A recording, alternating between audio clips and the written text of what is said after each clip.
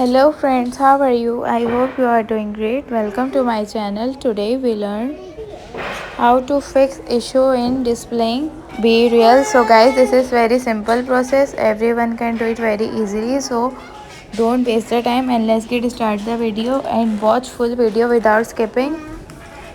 First we tap on settings and scroll down and tap on Bereal and tap on Siri and search. And you have to turn on all notification like this.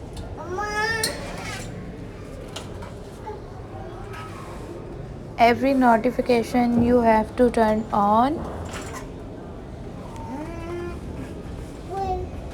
So yeah, I hope you like the video and this video is helpful for you. So please guys, subscribe my channel, like the video and leave the comment in below, and don't forget to press the bell icon for new updates.